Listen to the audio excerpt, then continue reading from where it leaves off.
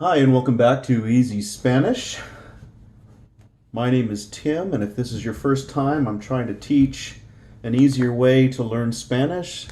And some friends of mine have asked me to put a few YouTube lessons together and get them started on the way. This is chapter 1. It's a combined lesson of lessons 4 and 5. And so let's get started. I recently added this page to this lesson today, actually, because it has not been addressed yet. So let's take a look at the word the in English. Now, the word the in English is generic, and it can be used with both singular and plural objects. However, in Spanish, the has 4 different options. Okay, and it's going to agree, number 1, with the object, whether it's masculine or feminine. So you have two different options there. And then if it's going to be singular or plural, so that'll be 2 different options. So a complete set of options is 4, dependent upon gender and plurality or singularity.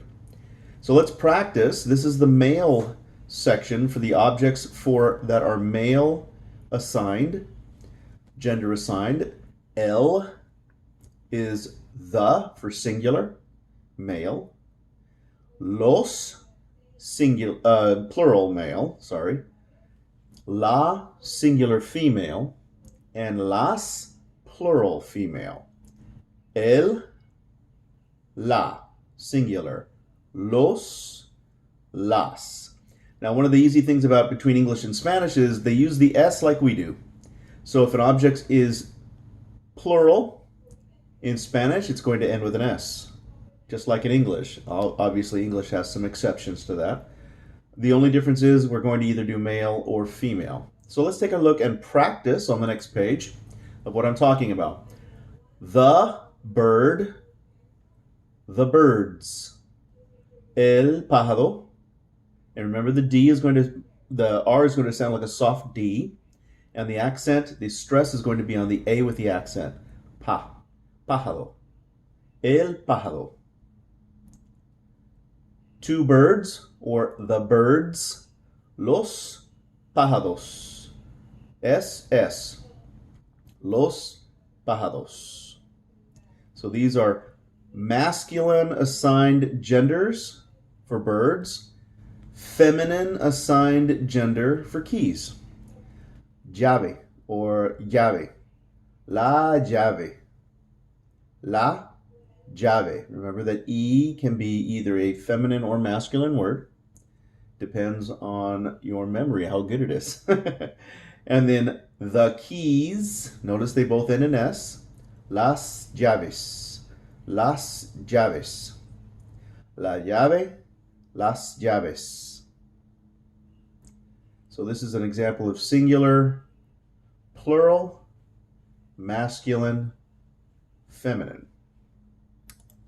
Okay, let's take a look at our vocabulary words for today. These are our possessives, and the word and to ask. Now remember, when I teach vocabulary, I'm teaching you one word that means this. There are several words that you can use for the to ask.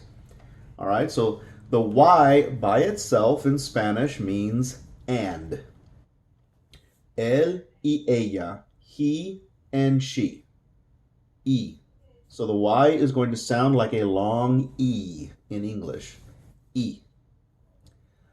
Now the possessives are going to start like this. Now, without the S, it is singular. With the S, it means that your objects are also going to be plural. Okay, so in English, I can say my house or my houses. My will be singular and plural. But in Spanish, if it's me, it's singular. My.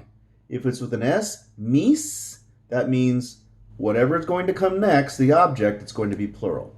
So we have singular and plural possessives for objects. In English, it's generic. It goes for both. Okay? So let's practice. My, me, mis. Your, tú, tus. His, su, sus. Her, su, sus. Their, su, sus. Notice that these are all the same.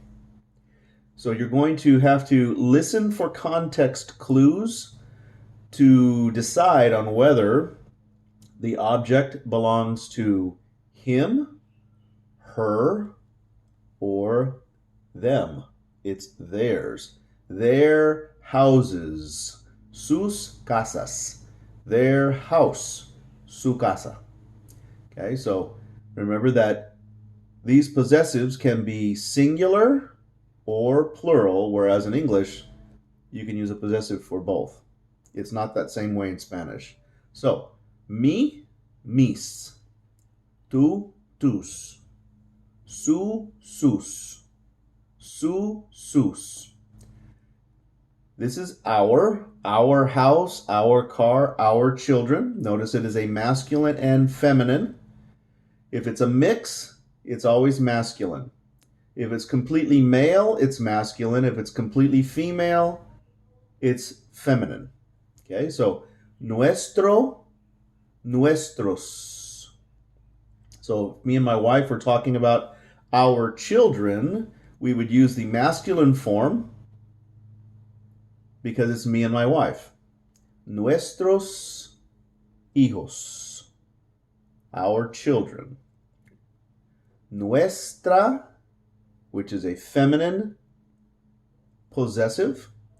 Nuestra puertas, our doors. Nuestras puertas. Okay, both of them mean our. Masculine, feminine, singular, plural. We talked about sus. Su for their house.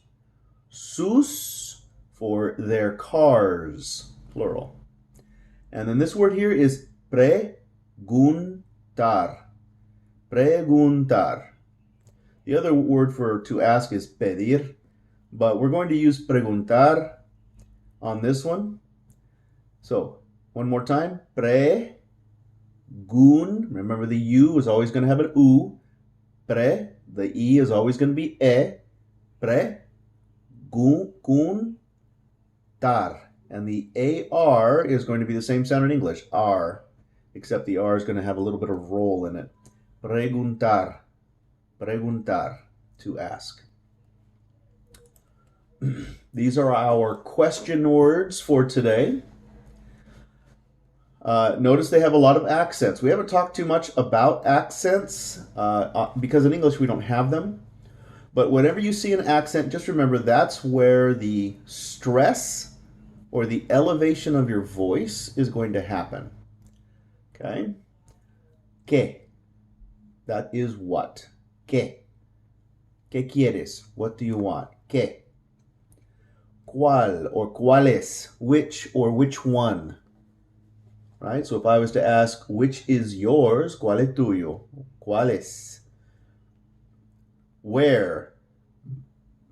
¿Dónde? ¿Dónde? Hear the stress? Do. ¿Dónde? When? ¿Cuándo? Think of the CU as a QU. Qua. ¿Cuándo? ¿Cuándo? Here's the on this one. ¿Por qué? Now this is important because there is a word where there is no space here and no accent. ¿Por qué? So the stress is going to be on the front of the word with on the other one. The other word means because. ¿Por qué? ¿Por qué hiciste eso? ¿Por qué? Right? Or yo hice ese porque estaba aburrido, right? And so you're going to use por qué as a question word, why? Or por qué as because. Okay, so that's why this is important, the separation and the accent. Number 6, quién, quién, quién. Okay, so key, like open the door. It's going to sound like a key to open the door. Quién, quién. How, cómo, cómo. So it's going to be cómo, and then you're going to lower your voice. Cómo. Okay. And then the verb to do or to make. It's the same verb in Spanish. Hacer. Okay, so you can use either. We have two options in English, do or make. One is for a menial type of activity. One is for more of a creative activity, but they're the same thing in Spanish. Okay, they're the same thing. All right, one more time. ¿Qué? ¿Cuál or cuáles? ¿Dónde? ¿Cuándo? ¿Por qué? ¿Quién? ¿Cómo? Hacer.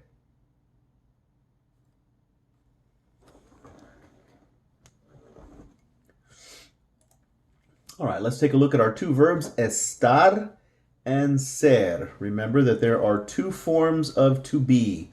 If you can think about this as temporary and this one as more permanent, it helps a little bit. It can be confusing sometimes. We're not going to go too much in depth into these in level 1 in our first lessons, but more temporary, more permanent.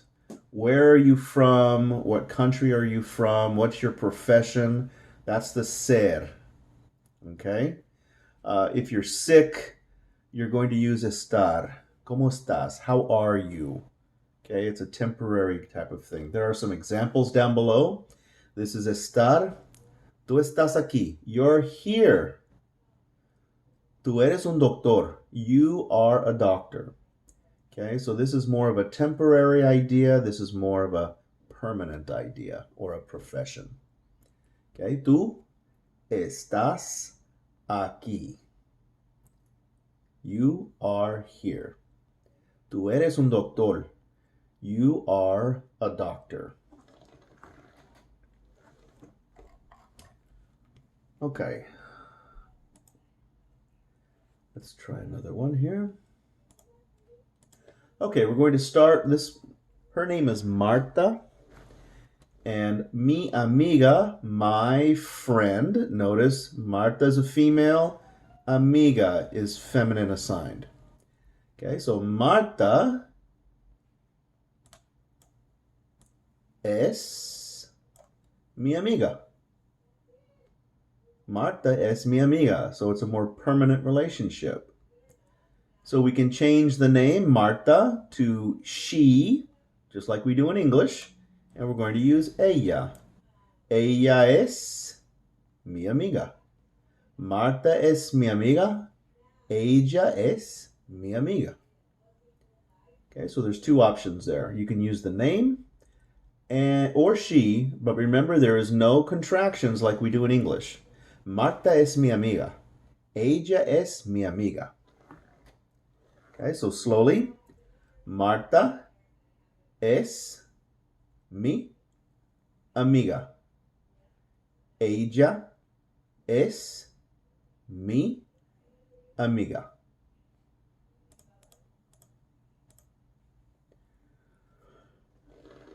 Okay, we're going to do one more, I think. Nope, this is going to be our last page. So we'll continue on with the next lesson, and we'll look at Shara from Congo in our next lesson. Thank you for joining me. And remember, practice, practice, practice.